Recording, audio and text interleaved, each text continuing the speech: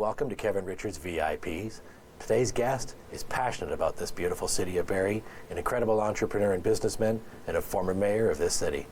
Today we're talking to Rob Hamilton.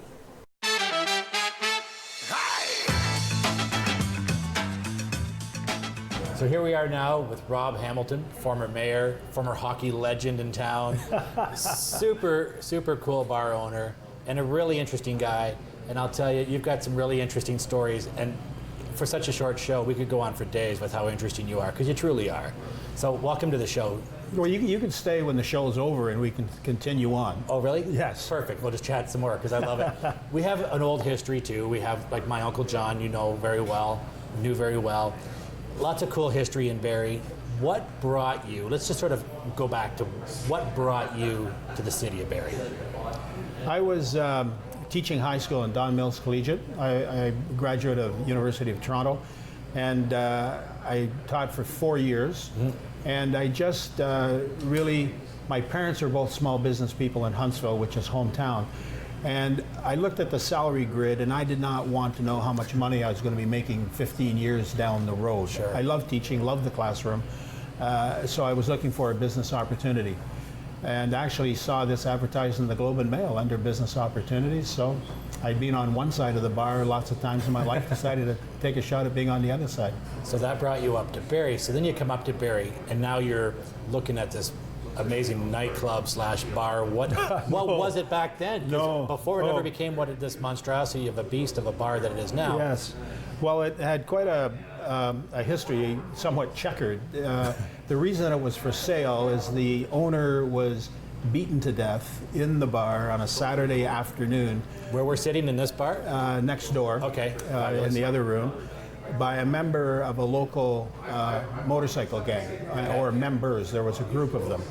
So it was, he was an elderly gentleman, actually, and so it was a very traumatic, catastrophic happening. There were charges and convictions and jail time for the perpetrator.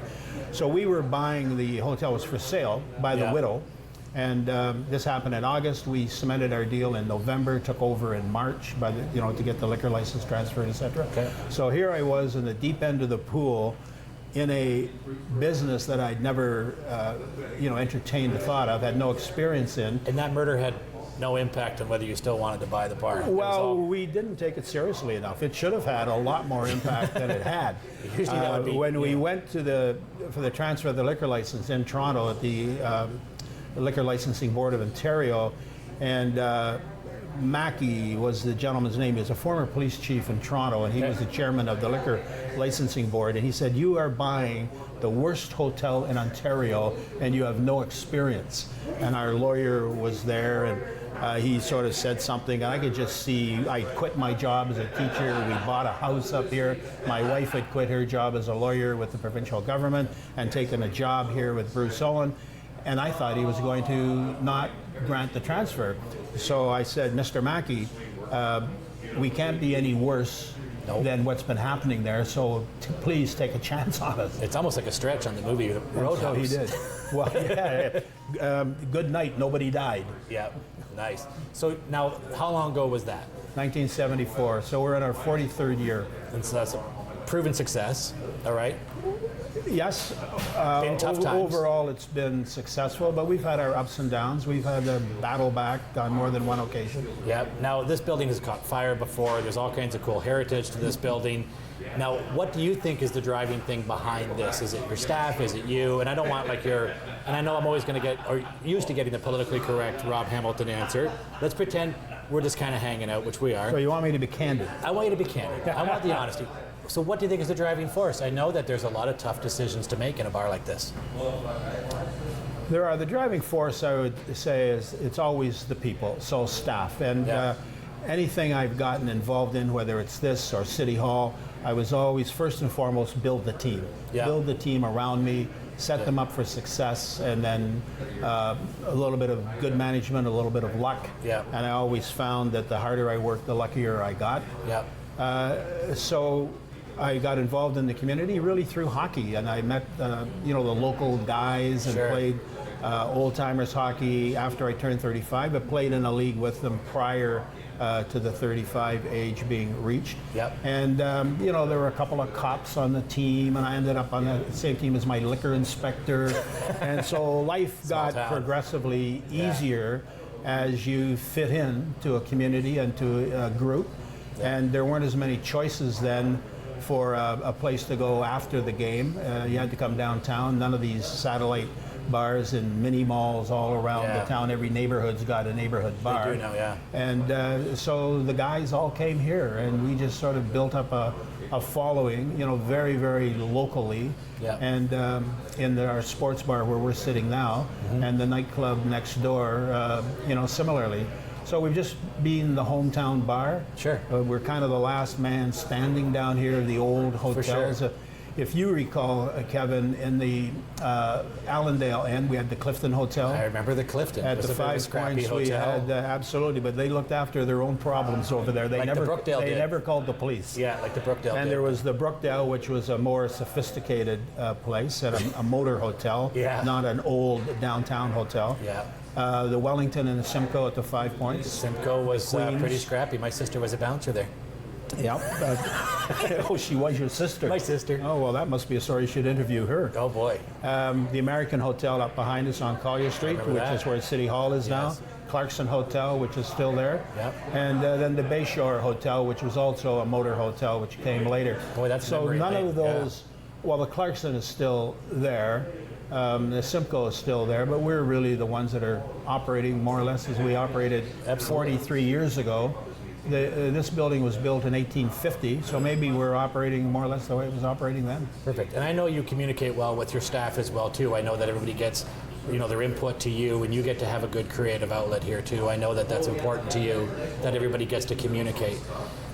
Part of the thing I love about you is your ability to communicate too. So what was it about everything in this community that made you suddenly say, hey, you know what, maybe I can steer the ship? What made you think, I need to just get out of here and make a run for mayor? Well, I never really got out of here, you know, but I did make time. So I had a very good team here behind me to run the Queens and the Rocks, which I was also owned and operated at the time. The reason that I ran for mayor, I attended a meeting at City Hall, and it was controversial. I think it was over the Park Place lands, actually. I remember that. And Athenal versus Park Place, yeah. So there were some friends of mine there, and we retired to have a drink afterwards downtown.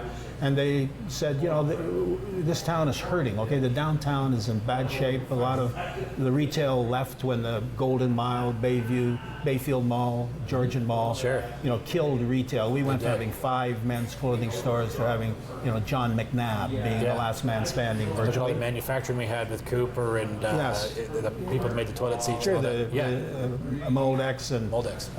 Molson Brewery, 2 tanneries, General Tire.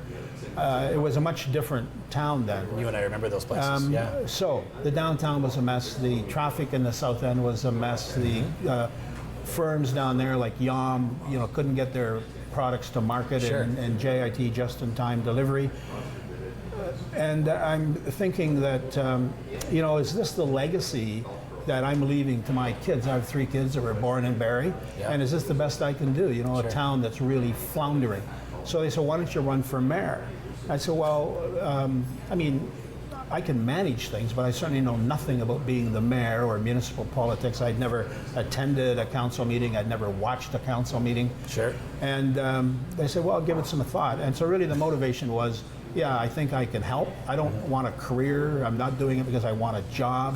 I was just doing it because I wanted to, you know, give something back to the community, but I just thought we could do a lot better. And perhaps I could be, you know, I could be a force in that regard. So that's the reason. Perfect. And you're definitely a salesman when it comes to that sort of aspect too. You did help drive a lot of new things here. So kudos to you for that. I think you did a great job on your on your tenure as mayor. I was very proud of you.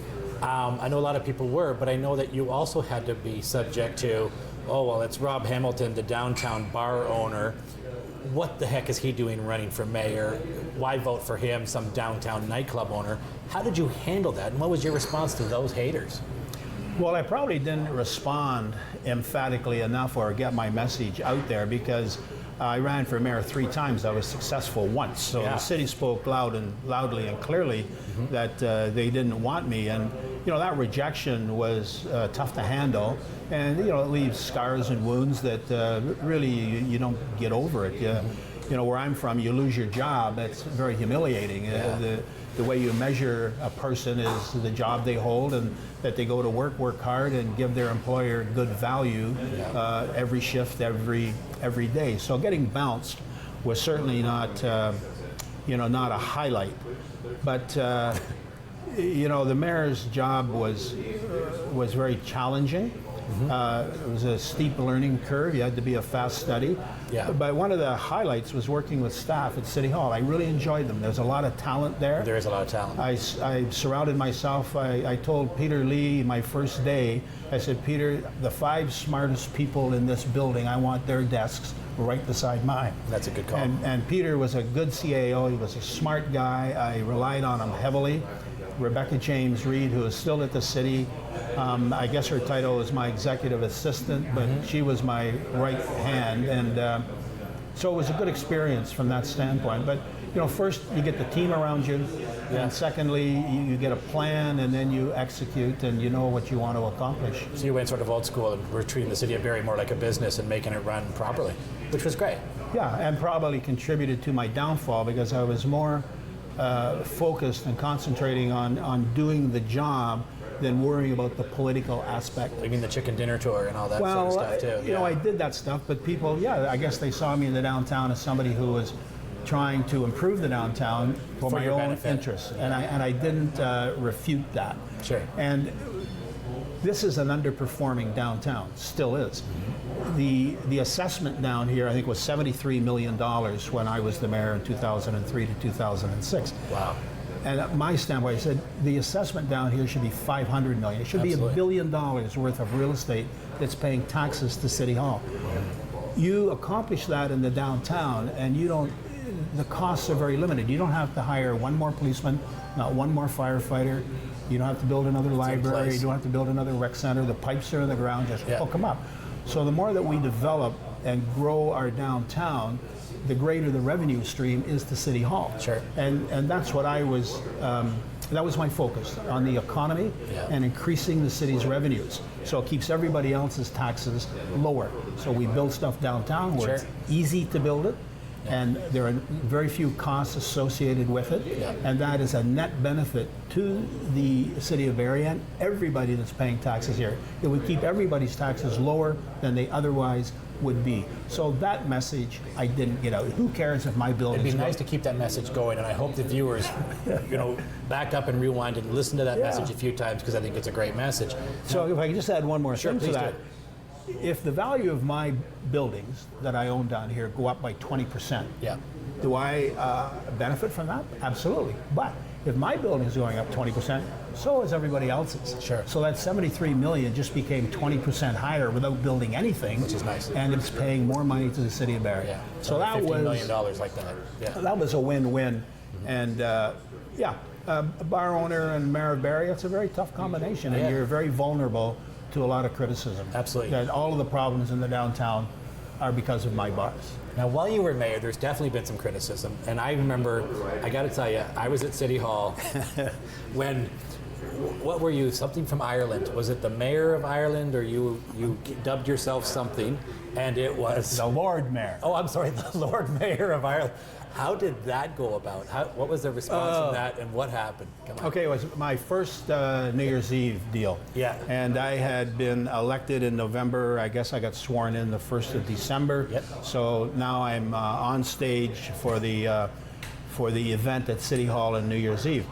Now, I was at Oscars with my wife, Jimmy Barrett, his wife Sandra, and a couple of other couples. And Oscars treated people well? I'll say one thing right off the top. Okay. I took the job of being mayor very, very seriously. Yeah. I wanted to do a good job, and I didn't want to let anybody down. Mm-hmm. So I am sitting in Oscars on New Year's Eve with 3 or 4 other couples, Barrett being one of them, and I am teetotaling it. Yeah. Okay, until I do my thing at City Hall. Yeah. So I'm 11:30. I say, okay, I have to go up to City Hall for midnight, and and Jimmy Barrett is there, and he is as Irish can be. He's got the lovely lilt. And I said, Jimmy, why don't you come with me? And he said, yeah, okay, love to.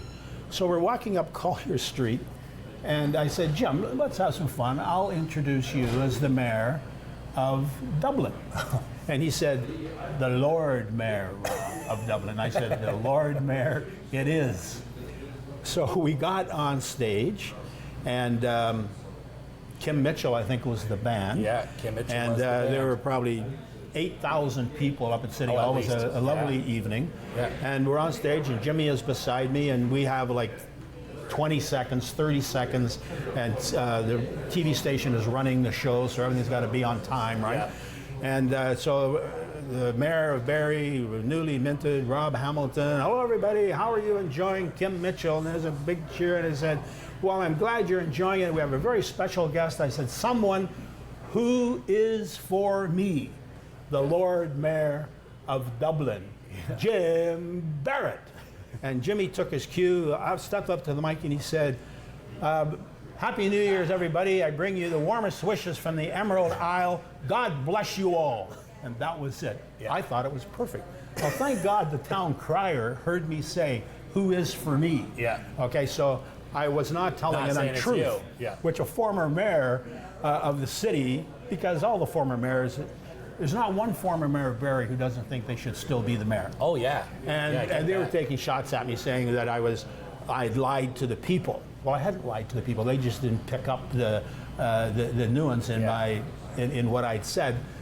Steve Travis, the town crier, was there, and he backed me up and said, no, he said, who is for him?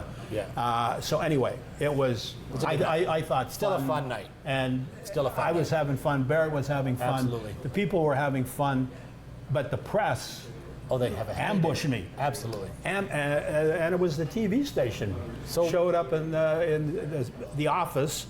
After that weekend, the New Year's weekend, and said, you were at the New Year's thing, and I said, yeah, did you have fun? Oh, I said, I had a great time. It was a lot of fun. Sure. 10,000 people, 8,000 people. Kim Mitchell did a great job. Yep. And then the guy says, had you been drinking? Nice. Oh, yeah, I remember that distinctly. And I said, had I been drinking? He really took me off guard. And it was probably my first time in front of the camera being the mayor.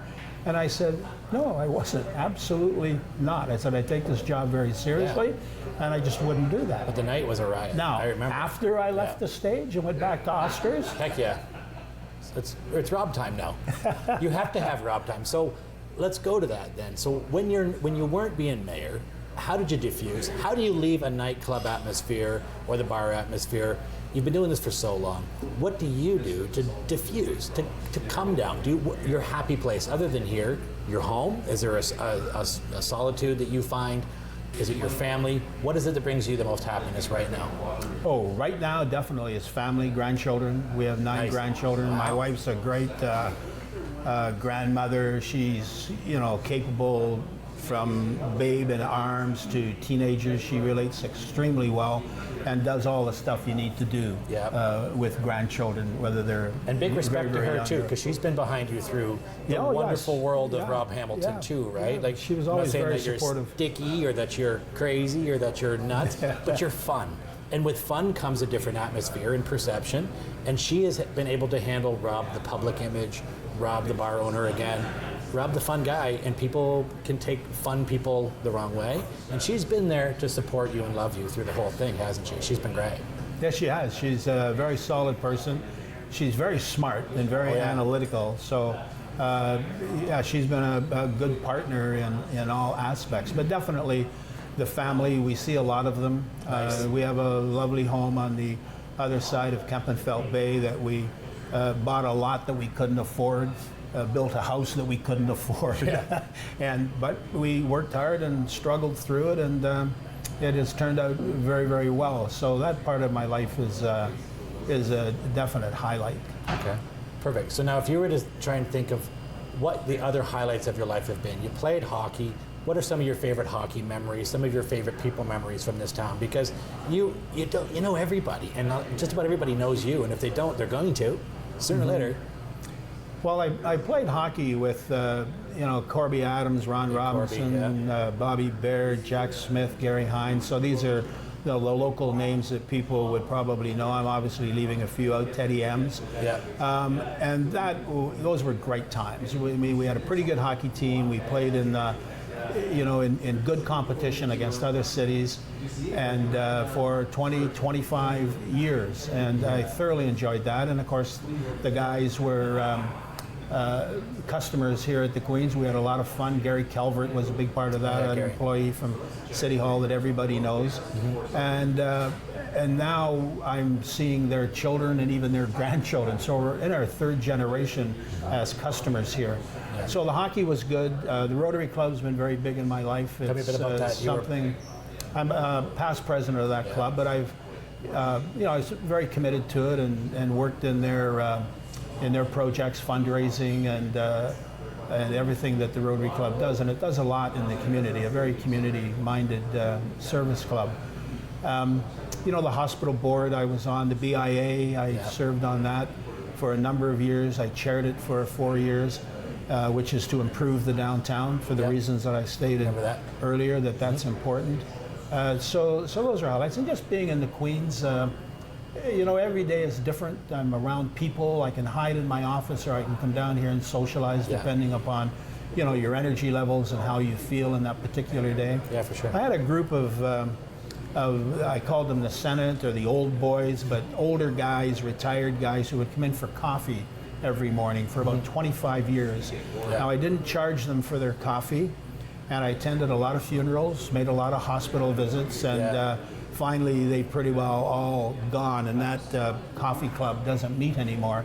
But for 25 years, you would come in, and they were here every Monday through Friday. They'd arrive around 9:30, stay for an hour or so. Jack Mattingly was one of the ringleaders, and Norm Shelswell, Arch Brown, and I could go on. Gordy Roach, who had a men's store downtown. Sure, so you've got George a good Craig. Yeah. But those mornings where you come in, we talk politics, we talk municipal, we talk healthcare, we talk about issues of the day, about their experiences and the things that they had done. Sure. War stories. I mean, we had a guy in here who flew 56 missions in World War II as a tail gunner in a bomber. And the life expectancy of a tail gunner in a bomber was about 17 seconds. I think he was related to Mr. Gage. And he flew 56 missions. So he had these kind of stories. And another you're the guy, target when you're a I tail said, gunner. Bobby McLaren said, Bob, how many missions did you fly? A half. Shot down on his very first mission and spent about 3 years as a POW. He had his stories. Oh, that'd be pretty crazy story. Oh, too. Absolutely, yeah. It was great to have an interaction with these men every day, virtually. So let's go into the whole Rob on wine thing. So that was a highlight. Perfect, and I love it. That's great. So if you go into the whole Rob on wine thing, what do you do to just relax? Because you're a high energy guy, usually, when I see you. So what is it like for you to just chill out? Can you do it? I'm 71, I'll be 72 in December. I have no end in sight for my working life. I don't have an exit strategy really that I'm ready to execute right now. But chilling out, hockey was a big thing. Yeah. Rotary projects, BIA activities, hospital board activities, that kind of community involvement. I've done a lot of skiing and a lot of backcountry skiing, guided type situation, untracked snow. I golf, a lot in the summer. And you're a pretty serious hockey player, though. Like, how you had some real opportunity with that, though, didn't you? Well, when I was younger, I was drafted by the Hamilton Red Wings at age 16, and really, I was, it was a little bit early. I probably would have been better if I'd waited another year. I was just young, immature. Yeah. But anyway, down I went to Hamilton and played on that team for a season and a half. And the first season, we won the Memorial Cup. So I was just in the right place at the right time. The Hamilton Red Wings. 61, 62 was that team. Pitt Martin, Paul Henderson. Remember Paul Henderson, who scored the goal? He was on your team? Yes, he was. And he was from Lucknow. And good guy. I still see him occasionally now. And we had a reunion of that team, I think our 40th year reunion, which would be, 2002. And a lot of the guys showed up for that. And then we were inducted into the Hamilton Hockey Hall of Fame as a team a couple of years ago. So that was my hockey. And I was at a point in my second year in Hamilton where I was in grade 13 and I was either, going to university or going to try to play hockey. But it was a 6-team NHL. There were 24 defense jobs. You would rattle around in the American League or minor pro for a long time. So I said, I've got to concentrate on my academics. So I left Hamilton, went back to Huntsville, got my marks to the point where I could get into the University of Toronto and a Bachelor of Science, and I took a Bachelor of Education, and that led to the 4 years of teaching, which led here. And the other good thing that I did in 1968, between my graduation with a Bachelor of Science to going to the Ontario College of Education at Bloor and Spadina, I went to Europe for a year with a couple of guys that I played hockey with. And whereabouts? We landed in London. We got to Ankara, Turkey, so we went through all of Middle Europe. Beautiful. We hit Munich for the Oktoberfest. And it was now, fall. And we said, it's cold, there's no place warm around the Mediterranean or even in Turkey for that matter, so we headed back to ski country. And I spent the winter in Kitzbühel, Austria at a pension, small hotel. Beautiful. And worked there looking after their coal fire, shoveling snow, doing whatever they wanted for room and board. They were a Dutch family that were running it and spoke perfect English, and I skied every day and looked after the coal fire and did whatever else they wanted me to do in the mornings and evenings, and spent from December through early April there. And then we went to Morocco and, along the French Riviera and the Costa del Sol in Spain, and then back up to England. And the Volkswagen van that we had purchased in Austria. I'm trying to picture this. Couldn't sell it in London, England, so I got to drive it back to Austria because that's where the plates were to try to sell this thing, because then we were going to head to Kathmandu and travel around the world. And on the Autobahn outside of Frankfurt, the van blew up. On the Autobahn? On the Autobahn. And I guess I hitchhiked into Frankfurt to the biggest Volkswagen dealership that there was and said, I've got a broken down VW on the highway, we got it towed in. And they said, well, it needs a new engine. And I didn't have the money to put a new engine in it, so that was the end of my trip. And I sold it to a GI, an American soldier who was stationed in Frankfurt, and he could buy it, didn't matter what country it was licensed in, because he was going to put military plates on it. Sure. So I think I sold this van that I was hoping to get $1,000 for $150, and enough to buy a plane ticket home. That's too funny. Well, Rob, I've been having so much fun getting to know you a little bit more today, especially on a personal level. And my family's known you a long time. You were good friends with my Uncle John, who just loved you like crazy. My family's always adored you. And I think the city of Barrie really has a lot more respect for you than maybe sometimes you might think or realize. And for those who don't know Rob, I hope you learned a little bit more today watching Kevin Richards' VIPs.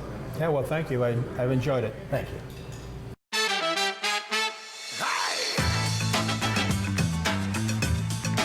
Well, Rob Hamilton has a lot of stories. We look forward to sharing more stories with you on Kevin Richards' VIPs.